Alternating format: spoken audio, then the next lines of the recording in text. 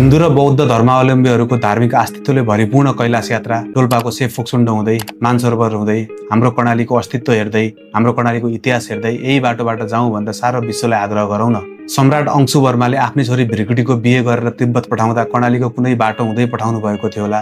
ती बाटोको पच्चाप पनि खोजौँ न। अन्य प्रदेशका साथीहरूलाई सुर्खेतको काँक्रेबिहार घुमेर नेपाललाई धनी बनाउन सक्ने दैलेखको जलजलेमा रहेको प्राकृतिक ग्यासको खानी हेरेर हाम्रो होमस्टेमा बास बसेर दैलेख र कालीकोटको सुन्तला खाँदै जुम्लाको स्याउ खाँदै मुगुको राराताल घुमेर 4 लेनको कर्णाली राजमार्ग घुम्दै फर्क्यौं भनेर आह्वान गरौँ न। पर्यटकीय आतिथ्यको नमुना कर्णालीबाट सृजना गरौँ न। देशलाई समृद्धिको बाटोमा अगाडि बढाउन कर्णालीबाट हामी सबै एकजुट भएर उठौँ न। हाम्रो कर्णालीलाई सुन्दर बनाउन हामी सबै अब एकचोटि एक डिक्का भएर लागौँ न।